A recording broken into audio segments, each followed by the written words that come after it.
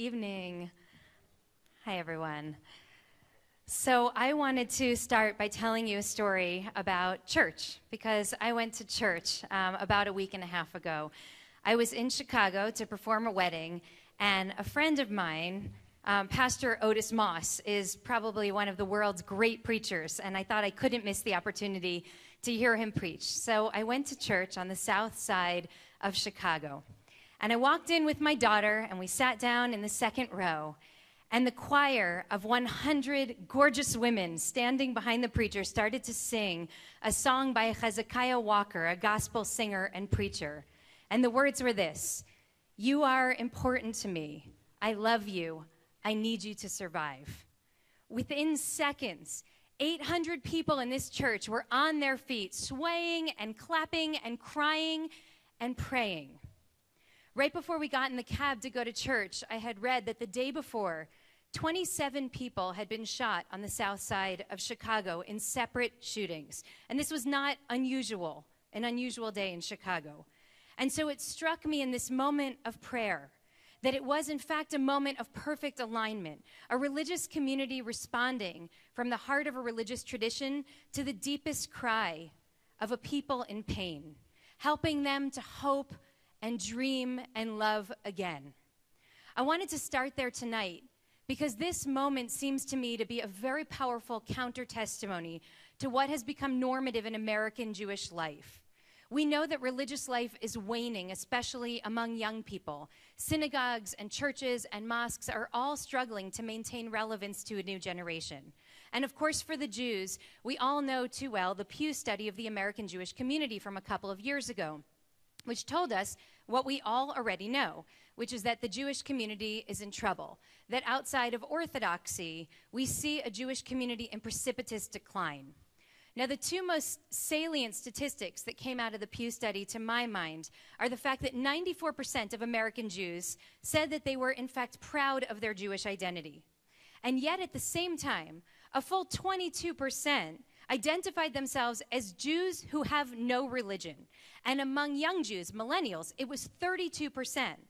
So think about this. They are proud of their Jewishness, but they are disconnected, not only from synagogues and from federation, but from Judaism as a religion. So I want to take a few minutes to try to understand what's actually going on here. About 12 years ago, we started our community in Los Angeles, and we started it with nothing more than a vision statement, in which I wrote that I believed that religion was failing due to two countervailing trends. First, already in 2004, the hallmark of the early 21st century was violence, with its roots in and inspiration from religion. You know we have a problem when today we are not surprised when we hear that the last words that are uttered before the trigger is pulled are God's name. Religion has become increasingly violent and extremist, a breeding ground for hatred, for division. In fact, a new study that just came out last month on global trends in religion and violence showed that there is, in fact, a significant increase in religious violence. It's no longer anomalous. It is now absolutely normative.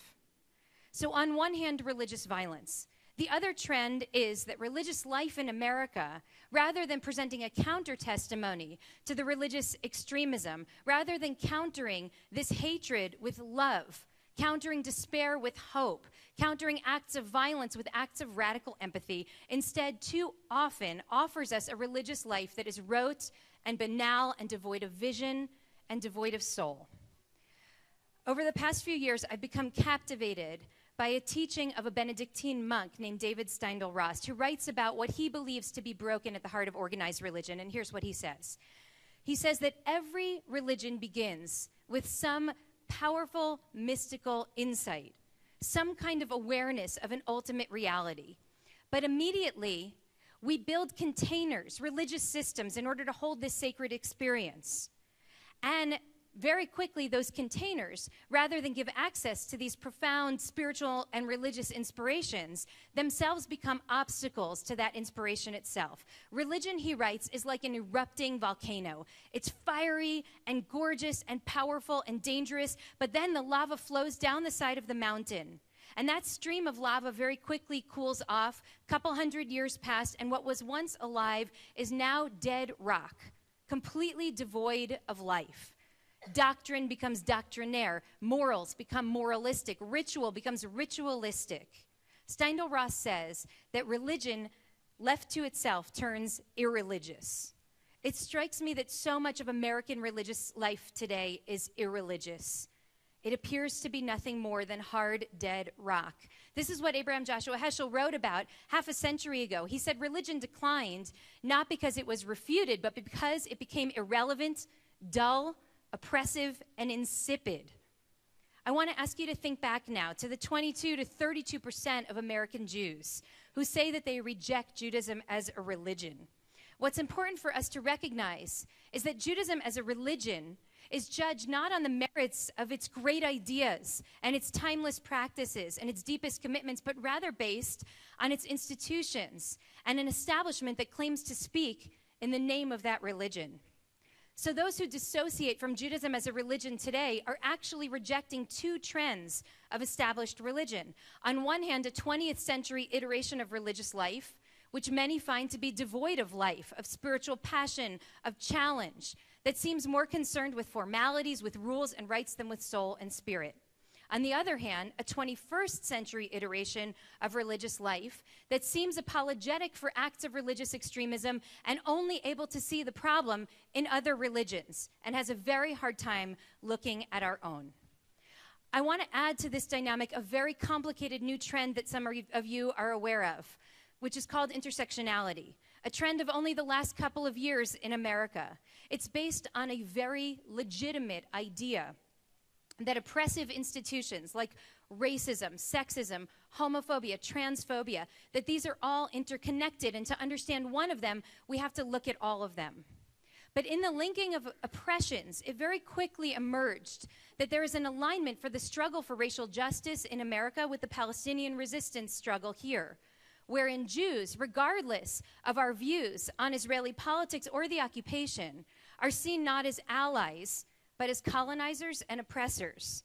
And so we've seen across college campuses and prestigious universities, professors posting missives on Facebook against the Jews, claiming that the Mossad is responsible for orchestrating 9/11 or Charlie Hebdo. We hear the use of the word Zio, short for Zionist, as the new derogatory term.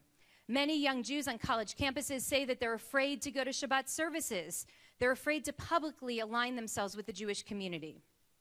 Consider for a moment that the very same Pew study in 2013 showed a growing unease among American Jews, especially young ones, regarding Israeli policy.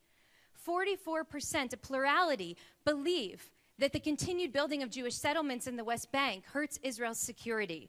And among Jews of no religion, that number goes up to 56%. Now, at the very same time, the script on Israel has remained the same in American Jewish religious spaces. It's today as uncomplicated and untroubled as it was in 1967. So the net result is that precisely at the same time that justice spaces are increasingly alienating for young Jews, there's a growing number of young people who are equally alienated from their parents' synagogues, and not only from synagogue, but also from Judaism as a religion altogether. So what does all of this mean? To my mind, it means that there is a desperate need and a significant opportunity for Jewish religious spaces, and here's the radical idea, to reaffirm the core commitments of Judaism. Here's what I mean. I want to take us back to the black church on the south side of Chicago. I love you. I need you to survive. I'm talking about reclaiming religion as a direct and vital response to the fear and heartache and loss and love of a community that is in pain.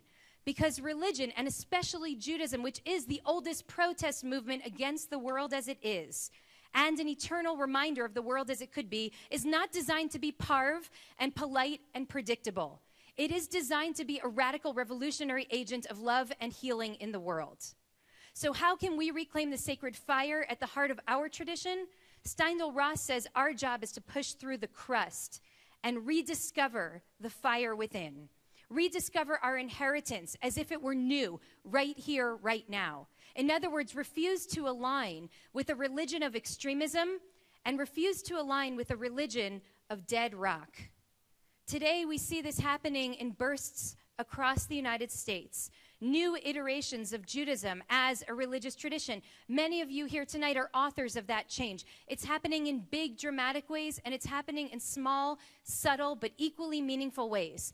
This project is about reclaiming the heart of Judaism as a religion, as a way of being human in a world on fire. It strikes me that we should treat the disinterest and dissociation of young American Jews from Judaism actually as a blessing in disguise. Because today we have a generation of Jews who are yearning for a religious life that offers meaning and understanding and depth, that want prayer rather than to lull them into complacency, to stretch their hearts and minds.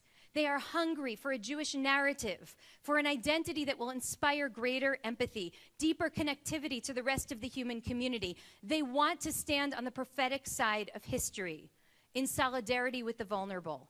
And they understand that it is the job of the religious community to take the lead in developing a theological, moral, and political lexicon on love and justice.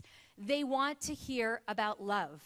Love as an act of moral resistance to a culture of hatred and antagonism and division. Love as a response to a culture of presumed powerlessness and despair and overwhelm. Love and hope and connectedness in a political climate of increasing hostility and division and resentment and anger and, of course, fear. This moment of crisis, like most, is actually an incredible opportunity for us to develop a counter-trend in Jewish religious life in America, one that reflects a willingness to dig beneath the edifice and the artifice, to rediscover and then live out the great Jewish ideas, but iterated now in a way that speaks to a new generation that is so hungry for an opportunity to claim its own religious inheritance. Thank you so much. Sharon Brous.